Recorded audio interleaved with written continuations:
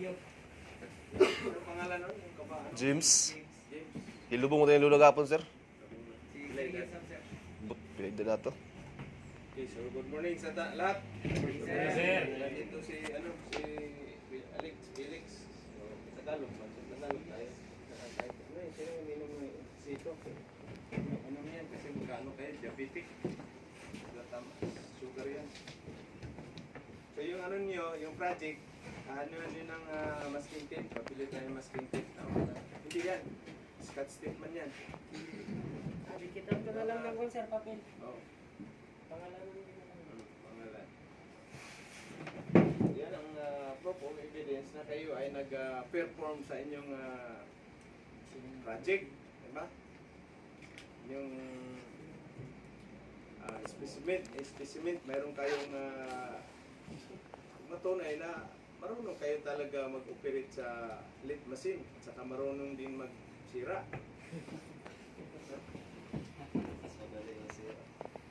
Si Sarge nga, no? Bumalo. Pagka tumaas ang BP. Number 1 pala sa ano, yung BP ha. Hindi pa, ano, BP. Sarge, hindi pa. Last year sir, December, pero after 1 month, na normal na. Kasi pag Ayan. December, bakit tumataas yung BP sa December? Dahil daming litson. Daming litson ba? Kaya kayo, control. Pag nasima na kayo, hindi kayo basta-basta. Kahit alap, kain ng kain. Kasi pag dating ng medical, mayayari kayo dyan. High cholesterol, taas ang BP, ano pa ba yan? Is GPT. No? Yan ang mga ano dyan, sabit ng masiman. Pati liver. Fatty liver. Kasi yan, fatty liver. Uric acid kasama, maditik kasi yan kung fatty liver ka. Kaya yan sa SGPT, yun yung fatty liver. So, good morning sa ating mga viewers, subscriber, follower, baser, haters. Ano pa ba? Yung magiging ano natin, magiging mga aspirant Peter pa someday. So ngayon pa lang, ang dami ng ano, ang daming hiring ng Peter ngayon. No? Pero gaya na sabi ko dati sa inyo, huwag kayo mag-stay sa isang agency na in-applyan mo, huwag kang umasa dyan. Kahit kukunin yung papilis mo, pero at least apply ka pa rin sa iba. Nawat sila kumanda din sir. Oh, photocopy. Kaya mag-photocopy kayo ng mga certificate niyo, resume. Iwan niyo doon sa agency. Contact number. Yan, very important yan. Karamihan yan, tatawag yan, mga alanganing oras, gabi, alas 7. Kasi saka pa man yan, magre-review yan ng mga, lalo na pag na-apply kayo sa agency, mayroon logbook kasi doon. Magla-logbook kayo sa guard. Peter, yan. Shipyard experience or land-based experience. So, pagtingin yan, sinong Peter applicant, ayun, tatawagan ka. Kahit mga alanganing oras na. Ako ni, alas 4 na sir. Oo. Uuwi ko sa Muñoz, kay Muñoz pa ako uwi. Lumis ka. Hindi pa ako nakaabot sa bahay. Nasakay pa ko ng LRT sa train. Text na. Pwede ka bukas, sir. Bakit sir? Alis ka sa sunod araw, Birnes, Lunes ko nag-apply ito. Birnes, alis na ako. Problema, papilis ko, tapos TSM. Hindi mo makuha. Yan. Sabi ko, sir, wala itong papilis ko. Saan? Kung nasa kumpanya. Akala ko, mahawak-hawak mo na. So, hindi ka natuloy doon. Hindi ko natuloy. Dating ng gabi, sakit pa yung tail ko. Arthritis. Arthritis. Sana, ano, may hindi mo kasampa. Oh, ito, very important ito ha. Na mga ano ng application sa electrodes ninyo. Itong duplex stainless ito. Ito, 2314 sa mga stainless. Bakit kailangan natin ng mga maraming welding rod na klase? Kasi sa barko, iba-ibang klaseng material. Mayroong stainless, mild steel, cast iron, aluminum, no? Brass. Iba-ibang iba-ibang electrode, iba-ibang niya, no? Tapos maliban sa GPO. Saan yung GPO natin? Ito yung 6013 pala sa 6013 dito sa ating GPO. General purpose. Okay. So ito yung mga electrode na dapat ninyo ring i-request.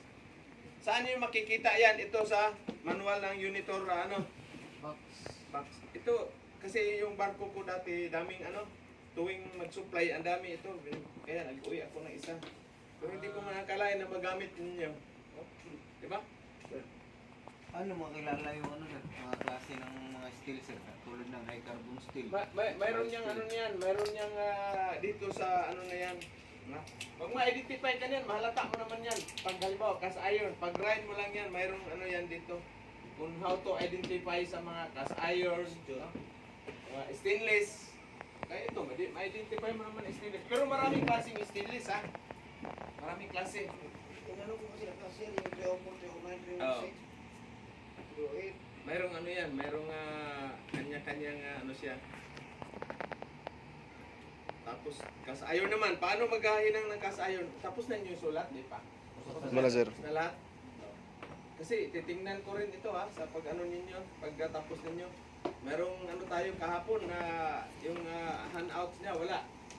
Kulang-kulang. Kaya pag interview ko, hindi makasagot-sagot. Bakit?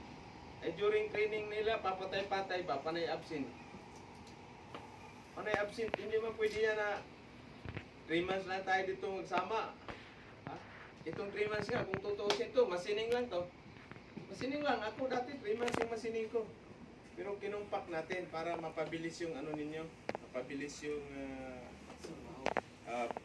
sampa ng barko. Ika nga, or landbase. No? Landbase natin si, nandoon na si Parsan sa kabila. Si Big Boy lang. Isa. Bali si Vision, si chief engineer to, magiging chief engineer to. Advantage to kasi graduate ng Marine, pati si si Franz. Meron pa isa yung taga San Vicente, yung kasabay niyo, di ba? Marine din yan. San Vicente. Ha? Marine transportation. Oh, nautical. Si Duduyo, Duduyo ba yun? Buduyo. Ay, Goduyo. Kuwan din yun, tapos yun sa Marine. saan doon? Yung Bago sa Biliran. Kabiliran. Ay, tama yung si may rin galing ng yung Inter Island. Marine din yan pala. Pero hindi mo kung doon sa Kuwan, sa Inter Island. 30 plus naman. Pwede pa yan. Walang yan. Walang sabihin mo age limit, matanda na. Wala yan. Maniwala ka dyan. Magsikap ka lang, tuloy-tuloy ang pangarap. Walang yan. Pagkasakay ko mo siya, priority ko na yun, exam ko mo siya. Oh, exam. Kayo din pati si Franz. Huwag kayong kagaya nung dati ng mga seaman na sinaunang seaman. Nagtanda na lang, wiper pa rin. Pero graduate ng marine engineer. Pero may kasama ako, 53 na yung edad. Wiper pa rin. Ano ang kwan? Anong abalahan niya? Bakit siya hindi nag-exam? Ano Bisyo kaya? siguro pagbaba niyo, sir. Anong klaseng bisyo? Sugal. Babae. Sabong pare, number 1. Talagang kwentuhin mo, Magaling sa manok, ha? taga yun? Taga Dumangas. 3 tirin ba? Talent technique, tikal. Tikal ang sa kanya, na. Wala. Tapos grabe pa, inumin mo ng soft drinks, yung coke. Last 9 break time, 2 coke yan. Yung bottle water na yung 1.5 yan, putulin niya yan. Sa itaas banda, tapos ilagay yung 2 can. Panangalian. Ganon din, 2. Break time, alas 3, 2. Tapos hapunan, 2. Kaya, siya? Diabetes. Hindi lang siguro TL, baka liik pa. Sabi ng chief engineer ko na Belgian, Peter, please watch the health condition of the wiper. Very dangerous. Kasi kita niya suka ng suka. Kasi diabetic man siya, acidic pa, diabetic pa. Ihino siya, aliwang pa. Tapos iminom ng tubig, puro soft drinks. Yung sa kamarote niya, 2-3 kiss. Sabi ko, hindi mo ba naisip yan na delikado yung ginagawa mo, wiper? Sabi, tagal na ito, 20 years na. Mga 21 ka lang, 20 years ka na, 10 years ka na, ngayon 21 hanggang 21 ka na lang. Kasi nakita ko yung sitwasyon mo, wala, delikado. Nasabi ni chief engineer, please watch the health of condition of the wiper. Wala na yun. Masakla pa, wala siyang asawa. Binata. Sabi niya, sabi ko, paano yan? Sino mag-alaga sa'yo? Marami man akong tinulungan mga pamangkin ko, mga Wala yan, sir. Sabi ko sa kanya, Wiper, kahit nga anak natin, Huwag kang umasang tutulong sa iyo, no? O sa akin. Hindi tayo mag-asa sa mga anak natin. Huwag na huwag kayo mag-asa na tutulungan pa kayo.